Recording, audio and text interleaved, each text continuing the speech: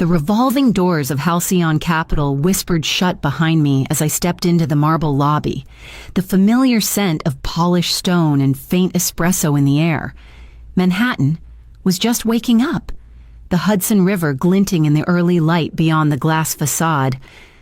I nodded at Robert, the security guard who had greeted me every morning for over a decade, and slipped into the executive elevator. Another day, another stack of risk reports, another invisible thread holding the company together. By 6:45 a.m., I was in my corner office on the 40th floor, coffee steaming on the windowsill. I powered up my screens, scanning the markets, flipping through overnight reports with the automatic precision that came from 23 years in this tower. Spreadsheets, dashboards, volatility indexes, each number a pulse I could read without thinking. Stability had always been my job, the quiet work behind the glittering face of Halcyon Capital. Then, at 7:02 a.m., everything tilted. An email pinged in the corner of my screen. The subject line was Clinical Notice of Benefit Termination. I clicked, and a single sentence filled the window. Your 4.5-meter pension has been terminated effective immediately. No greeting, no explanation. My gaze slid to the CC field and froze. SEC Gov. A chime from my phone followed almost instantly. Halcyon corporate account under temporary hold, Meridian Bank. My hands did not tremble. They went utterly still. The same stillness that had gripped me the morning Lehman collapsed, when millions of dollars in derivatives spun across my screens like falling glass. I breathed once, slowly, as if my body already understood that panic was useless. I glanced toward the city below. Taxis moved like yellow markers on a circuit board. Pedestrians hustled past the plaza with their coffees, unaware that a storm had just broken above their heads. Someone in this building, no. One man thought he could erase 23 years of loyalty with a single digital signature. Someone thought I would accept this quietly, negotiate a smaller settlement, or simply vanish into early retirement. They didn't know me. I reached for my phone and opened my private email, my mind already moving with the cold precision of risk management. Every instinct told me the game had begun, and the first move would be mine. By the time I rose from my chair, the city was fully awake, and so was I, sharper than I had felt in years, carrying a silence heavy enough to shatter an empire. I walked to the door, ready to begin the preparations that would lead to my next call. I leaned back in my chair, letting the coldness of the morning's betrayal seep through me. My eyes drifted to the photo on my desk, a frozen moment from 12 years ago. Emilio was blowing out 9 candles on a cake I never tasted because I was in Tokyo, negotiating credit swaps at 3 a.m. I had told myself back then that all these sacrifices were temporary, that the next deal, the next bonus, the next year would give us the life we deserved. Somehow, 23 years slipped by, and my son had learned to celebrate without me. My mind wandered further, to the September of 2008. The trading floor had been a battlefield, a symphony of phones ringing and grown men holding their heads in despair. Damien had grabbed my arm so hard he left bruises, his voice rough with panic. Luciana, you're the only one who can keep us alive. For 96 hours straight, I ate nothing but cold takeout, lived on espresso, and rebuilt the firm's entire risk structure from the ground up. When the Federal Reserve extended our credit line, he hugged me in front of the board and called me family. That night, he went home to a bonus of $50 million. I went home to an empty apartment and a plaque that still sits in a storage box. That word family echoed now like a mockery. My real family had fractured under the weight of this place. Emilio's father had left 5 years ago, saying he was tired of being married to a shadow. I told myself the long hours and missed dinners were investments in our future. But loyalty without leverage was just another form of servitude, and Halcyon had cashed out my devotion without a second thought. A quiet fire kindled in my chest, slow but steady. I had spent years managing risk for other people, building safety nets they didn't even know they had. Now, my own instincts sharpened with the same precision. I would not beg, and I would not vanish. I turned to my computer and began pulling every contract, every amendment I had ever touched, my fingers moving with a new, calm certainty. Somewhere in those pages lay the seed I had planted long ago, waiting for the perfect storm. By mid-morning, I was walking briskly along Lexington Avenue, my coat pulled tight against the wind. The world outside bustled with normalcy, coffee carts steaming, taxis honking, but inside me, everything had gone silent, like the pause before a storm. I pushed through the revolving door into the familiar marble lobby of Sophia Calderon's office.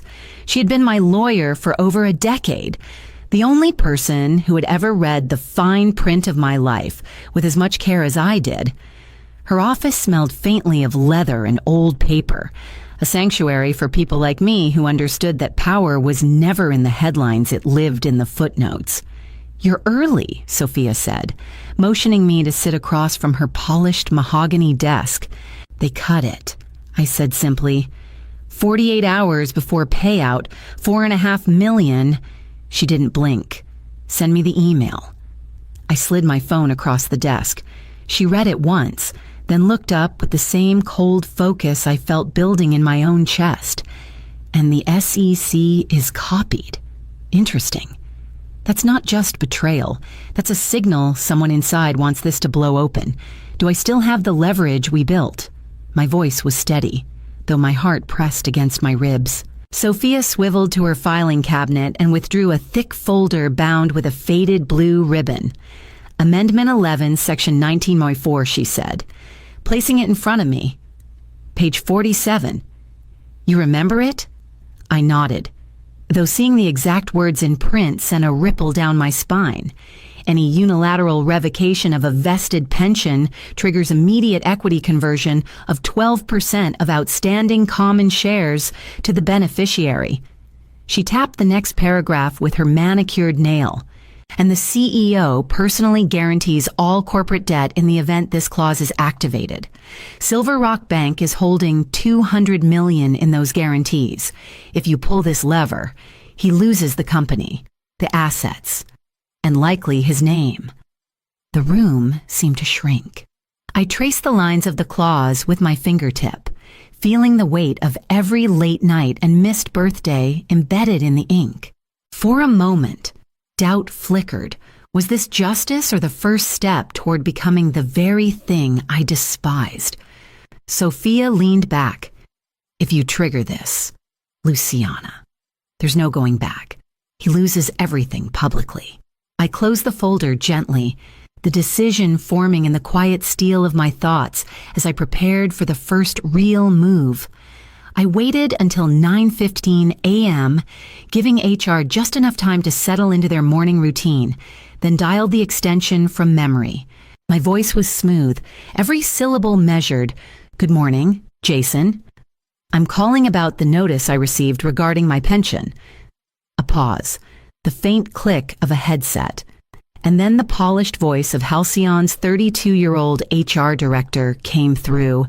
"Ah, yes, Miss Varela. I assure you this decision wasn't made lightly. It's part of a broader cash flow optimization strategy." I let him talk, murmuring neutral acknowledgments, while my recording software captured every word. "Temporary adjustment," he repeated, his tone rehearsed. "The company is navigating a period of market volatility, and certain legacy obligations require re-evaluation. Of course, this is all in the best interest of the firm." I almost smiled. Market volatility, temporary adjustment, words designed to sound clean while stripping decades of loyalty in one stroke. "I see," I said softly. "Thank you for clarifying. Please send me all supporting documentation for this decision." He hesitated, then agreed. When the line went dead, I saved the file in 3 separate locations: evidence, ammunition, insurance. That night, the city glittered beyond the windows of my riverside penthouse, its reflection spilling across my dining table where a single box sat, sealed in aged tape. My hands lingered on the cardboard for a moment before I slid it open. The scent of old paper and ink rose like a ghost from 2009. Inside lay neatly bound documents, each page a fragment of the life I had built and the hedge I had crafted for this exact betrayal. I lifted Amendment 11 and flipped to page 47, my fingers tracing the familiar language. 15 years ago, I had written this clause in the quiet hours after the 2008 collapse, a weapon disguised as bureaucracy. I never wanted to use it, but tonight it pulsed with quiet power in my hands. I stacked the papers neatly, slid the recording of HR's call onto the pile, and felt the first true calm I'd known since dawn. Tomorrow, I would move my piece across the board, and the real game would begin. At 4:47 p.m., my cursor hovered over the send button for one steady breath. Then I clicked. The notice to Meridian Trust left my outbox, carrying 15 years of quiet preparation in a single email. The apartment was still except for the hum of the refrigerator and the muffled rhythm of traffic below. Minutes later, the first confirmation arrived: equity conversion request received. Processing initiated. By evening, the SEC portal flashed its automatic alert: ownership change pending. I refreshed twice. The glow of the screen reflected in the glass behind me. Around 10, Meridian flagged the transaction internally: corporate reserve allocation, pending verification. My hand stayed steady on the mouse. Outside, the city glittered, headlights crawling along the West Side Highway, oblivious to the silent shift in power happening above. Near midnight, Sophia called. Her voice was calm but electric. "It's moving. By morning, you'll be Halcyon's largest individual shareholder." A new message appeared soon after from a compliance contact. Rumor spreading Damien knows. I leaned back, letting the quiet wash over me. Damien Crowhurst had lived his career assuming loyalty was permanent, that I would absorb every slight and sacrifice until the end. Tonight, he would finally understand the cost of underestimating me. The city outside my window pulsed with indifferent light. I saved the final confirmations, backed everything up to an encrypted drive, and closed my laptop. My chest felt lighter than it had in years, a strange calm replacing the static of constant vigilance. I whispered to the empty room, "I'm done being prey." Sleep wouldn't come, but clarity had. In a few hours, I would walk into Halcyon not as an employee, but as something entirely different. Dawn would find me ready to face the man who believed I had no teeth and show him the silent edge I had kept hidden for 15 years. The executive floor hummed with tension as I stepped off the elevator. Assistants whispered in corners, eyes darting toward Damien's office. Patricia, his longtime assistant, appeared instantly. "He's waiting for you," she said quietly. Inside, Damien's marble-clad corner office gleamed under the Hudson's morning light. He rose with a smile that didn't touch his eyes. "Luciana," he said smoothly, "I'm glad you came. There's been a misunderstanding. We can fix this quietly. I stayed where I was. You revoked a vested pension. That's not a misunderstanding." His expression tightened. "I've already filed an emergency motion to freeze the shares you think are yours. Corporate sabotage has consequences. I could end your career with one call." I tilted my head. Destroy me or delay the inevitable? The charm slipped. He straightened, voice sharpening. "You've overplayed your hand. I built this firm. I won't let you burn it down over a technicality." I reached into my bag, placed my phone on his desk, and pressed play. From the tiny speaker came his own voice from a 2009 board meeting. I've reviewed every page of Amendment 11 personally.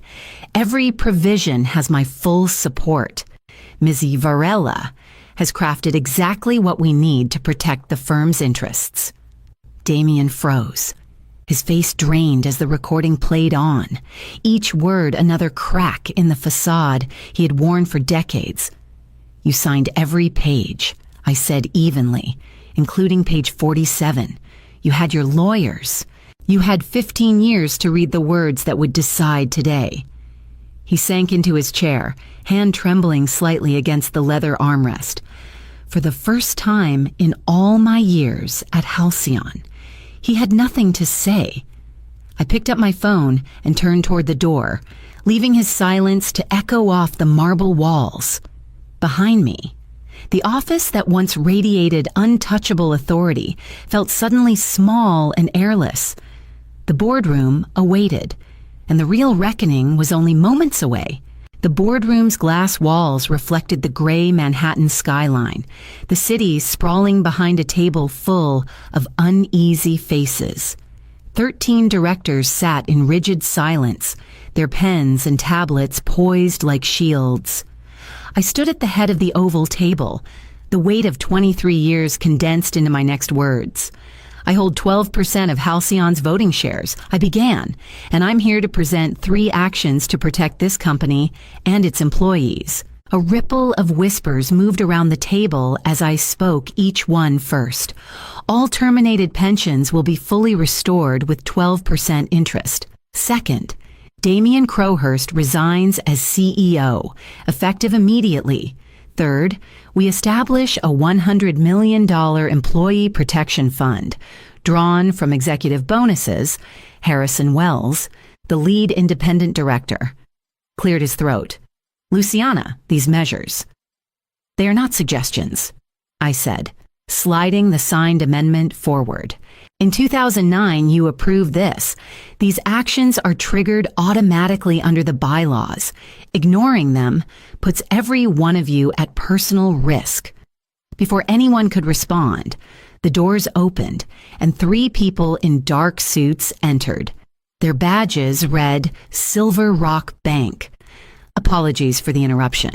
The lead banker said, "We are here regarding Mr. Crowhurst's personal guarantees on Halcyon's $200 million credit facility. Due to the change in ownership structure, these guarantees are now being called. Immediate payment or collateral is required." The room fractured. One director dropped his pen. Another let out a low whistle. Damien lurched to his feet, his voice cracking. "This is a private meeting. You can't just—" The banker cut him off. "Your covenant allows access in the event of material adverse change. That threshold has been met." Chaos erupted. Some directors looked stricken. A few leaned back, quietly relieved the reckoning had finally arrived. I didn't need to raise my voice. I simply stood, letting the full weight of the moment settle over the room as Damien gripped the table's edge, his knuckles white. For the first time, he looked truly small under the skyline he once believed he owned. And I knew the final vote was already sealed. The vote took less than 5 minutes, but its echo felt like it rolled through the entire 40-story tower. One by one, the directors raised their hands, the motion to remove Damien Crowhurst passing with an overwhelming majority. Gerald Thornton abstained, his lips pressed into a thin, bitter line. Harrison Wells recorded the result, voice steady but almost relieved. "Effective immediately," he said.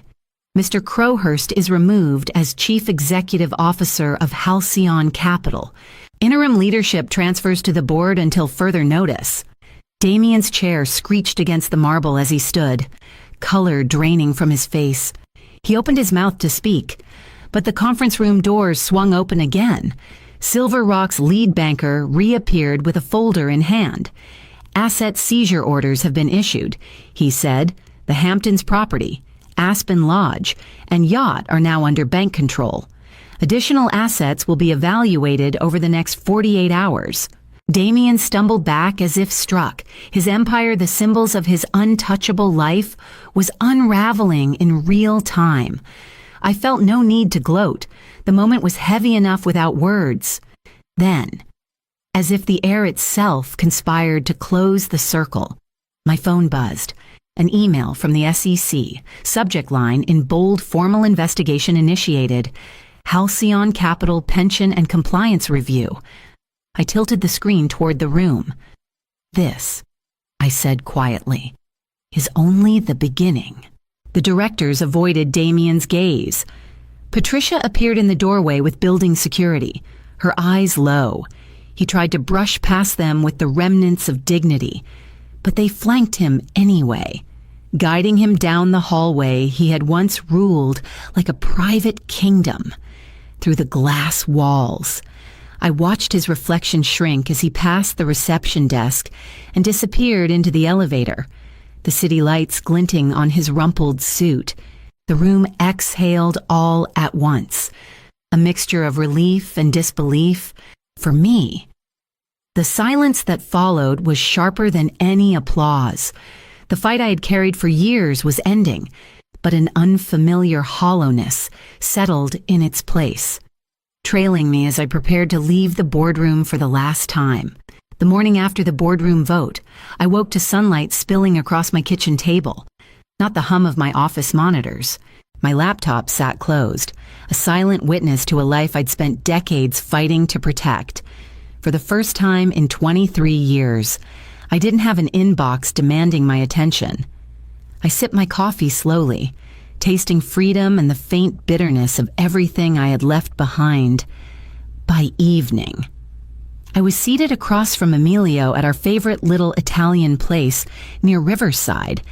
He had insisted on dinner to celebrate, though the word felt strange on my tongue. He was taller now, shoulders broader than I remembered, his eyes a mirror of my own in their quiet watchfulness. "I'm proud of you, Mom," he said, breaking a piece of bread in half. "You didn't let them erase you." The words landed heavier than he knew. I smiled, but inside I felt that hollow echo again. I had won utterly, decisively, but at a cost I hadn't fully counted. Years of missed birthdays and lonely nights had been traded for a single act of precision justice. It was victory, yes, but threaded with a grief that refused to leave. Later that week, an email arrived from a business school in Boston. They were hosting a conference on ethical corporate governance and wanted me to speak about the Halcyon case. I read the invitation twice, staring at the cursor blinking against the white screen. Part of me wanted to decline, to disappear into anonymity and finally live a quiet life that didn't revolve around contracts and consequences. Another part of me felt something stir and urge to turn my private war into something larger, something that might protect people who would never sit in corner offices. I closed my eyes, the decision forming quietly inside me, as the city lights began to blink against the evening sky. 6 months passed, and the skyline outside my Riverside windows felt different, as if the city itself had exhaled. Halcyon Capital had not collapsed under the weight of its scandal. It had transformed.